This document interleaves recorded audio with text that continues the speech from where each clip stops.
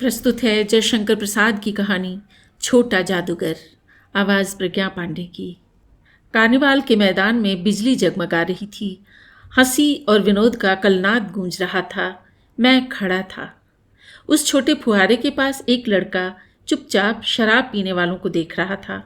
उसके गले में फटे कुर्ते के ऊपर से एक मोटी सी सूत की रस्सी पड़ी थी और जेब में कुछ ताश के पत्ते थे। उसके मुंह पर गंभीर विषाद के साथ धैर्य की रेखा थी। मैं उसकी ओर न जाने क्यों आकर्षित हुआ। उसके अभाव में भी संपूर्णता थी। मैंने पूछा, क्यों जी, तुमने इसमें क्या देखा? मैंने सब देखा है। यहाँ चूड़ी फेंकते हैं, खिलौनों पर निशाना लगाते हैं, तीर से नंबर छेदते हैं। मुझे तो खिलौनों पर निशाना लगाना अच्छा मालूम हुआ। जादूगर तो बिल्कुल निकम्मा है। उससे अच्छा तो ताश का खेल मैं ही दिखा सकता हूँ, उसने बड़ी प्रगल्भता से कहा।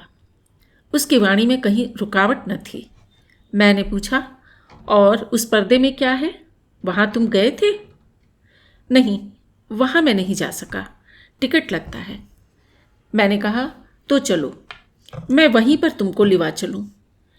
मैंने मन ही मन कहा, भाई आज तुम ही मेरे मित्र रहे। उसने कहा, वहाँ जाकर क्या कीजिएगा? चलिए निशाना लगाया जाए। मैंने उससे सहमत होकर कहा, तो फिर चलो, पहले शरबत पी लिया जाए। उसने स्वीकार सूचक सिर हिला दिया। मनुष्यों की भीड़ से जाड़े की संध्या भी वहाँ गर्म हो रही थी। हम दोनों शरबत पीकर निशाना लगाने चले। राह में ही उससे पूछा, तुम्हारे और कौन हैं? माँ और बाबूजी। उन्होंने तुमको यहाँ आने के लिए मना नहीं किया? बाबूजी जेल में हैं। क्यों? देश के लिए, वह गर्व से बोला। और तुम्हारी माँ? वह बीमार हैं। और तुम तमाशा देख रहे हो? उसके मुंह से तिरस्कार की हंसी फूट पड़ी। उसने कहा, तमाशा देखने नहीं दिखाने निकला हूँ। कुछ पैसे ले जाऊंगा तो माँ को पथ्य दूंगा। मुझे शरबत न पिलाकर आपने मेरा खेल देखकर मुझे कुछ दे दिया होता तो मुझे अधिक प्रसन्नता होती। मैं आश्चर्य से उस 13-14 वर्ष के लड़के को देखने लगा। हाँ, मैं सच कहता हूँ बाबूजी, माँ जी बीमार हैं, इसलिए मैं नहीं गया। कहाँ? जेल में। जब कुछ लोग खेल तमाशा देखते ही हैं तो मैं क्यों न दिखाकर माँ की दवा करूं और अपना पेट भरूं? मैंने दीर्घ निश्वास लिया। चारों ओर बिजली के लट्टू नाच रहे थे। मन व्यग्र हो उठा। उसने कहा, अच्छा चलो निशाना लगाया जाए। हम दोनों उस जगह पर पहुंचे जहां खिलौने को गेंद से गिराया जाता था। मैंने 12 टिकट खरीद कर उस लड़के को दिए। वह निकला पक्का निशानेबाज। उसका कोई गेंद खाली नहीं गया।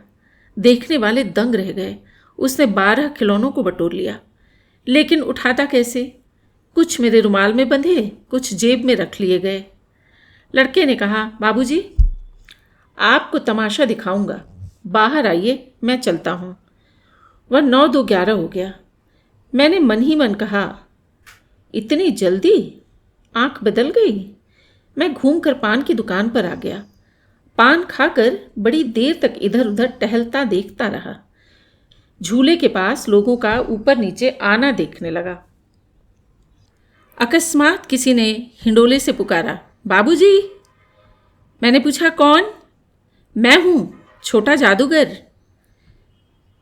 कलकत्ते के सुरम्य बोटेनिकल उद्यान में लाल कमलिनी से भरी हुई एक छोटी सी झील के किनारे घने वृक्षों की छाया में अपनी मंडली के साथ बैठा हुआ मैं जलपान कर रहा था। बातें हो रही थीं। इतने में वही छोटा जादूगर दिखाई पड़ा। हाथ में चारखाने की खादी का झोला, साफ जांघिया और आधी बाहों का कुर्ता। सिर पर मेरा रुमाल सूत की रस्सी से बंधा हुआ था। मस्तानी चाल से झूमता हुआ आकर कहने लगा, बाबूजी नमस्ते, आज कहिए तो खेल दिखाऊं? नहीं जी, अभी हम लोग जलपान कर रहे हैं। फिर इसके बाद क्या गाना बजाना होगा बाबूजी? नहीं जी। तुमको? क्रोध से मैं कुछ और कहने जा रहा था।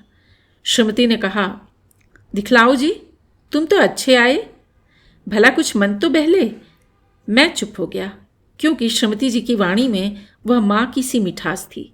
जिसके सामने किसी भी लड़के को रोका नहीं जा सकता। उसने खेल आरंभ किया। उस दिन कार्निवाल के सब खिलौने उसके खेल में अपना अभिनय करने लगे। भालू मनाने लगा, बिल्ली रूठने लगी, बंदर घुड़कने लगा, गुड़िया का ब्याह हुआ, गुड्डा वरकाना निकला।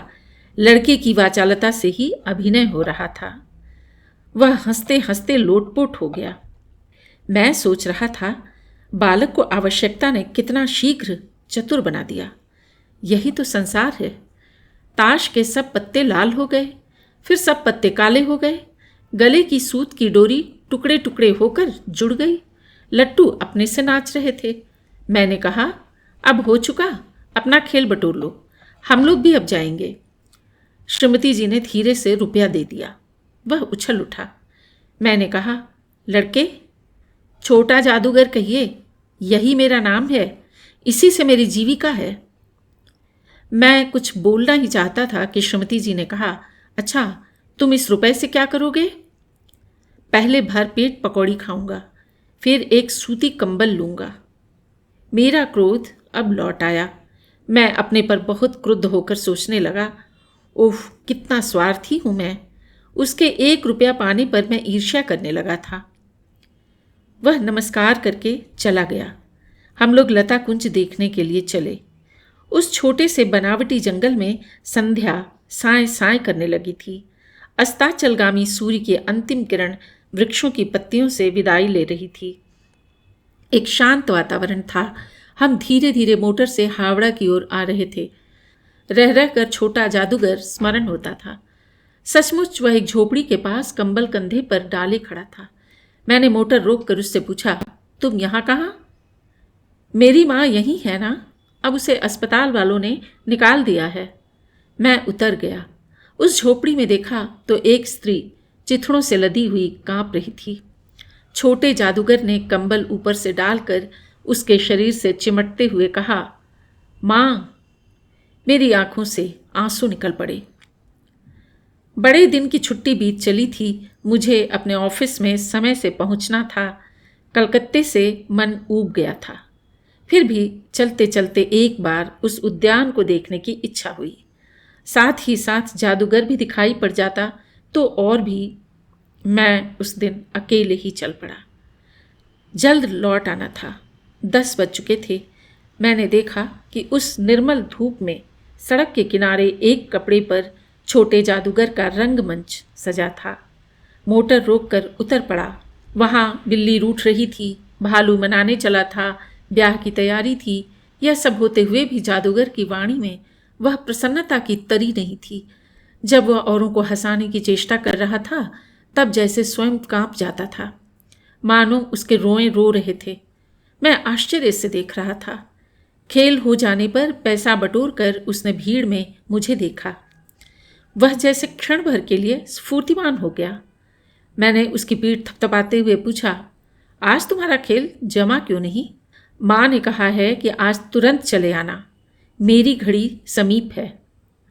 अविचल भाव से उसने कहा, तब भी तुम खेल दिखलाने चले आए? मैंने कुछ क्रोध से कहा, मनुष्य के सुख दुख का माप अपना ही साधन तो है, उसी के अनुपात से वह तुलना करता है। उसके मुंह पर वही परिचित तिरस्कार की रेखा फूट पड़ी। उसने कहा, क्यों ना आता? और कुछ अधिक कहने से जैसे वह अपमान का अनुभव कर रहा था। क्षण भर में मुझे अपनी भूल मालूम हो गई। उसके झोले को गाड़ी में फेंक कर उसे भी बैठाते हुए मैंने कहा, जल्द चलो। मोटर वाला मेरे बताए हुए पथ पर चल पड़ा। कुछ ही मिनटों में मैं झोपड़ी के पास पहुंचा। जादूगर दौड़कर झोपड़े में माँ माँ पुकारते हुए घुसा। मैं भी पीछे था, किंतु स्त्री के मुंह से बे निकल कर रह गया। उसके दुर्बल हाथ उठकर गिर गए। जादूगर उससे लिपटा रो रहा था। मैं स्तब्ध था। उस उज्ज्वल धूप में समग्र संसार जैसे जादू सा मेरे चारों ओर नृत्य करने लगा।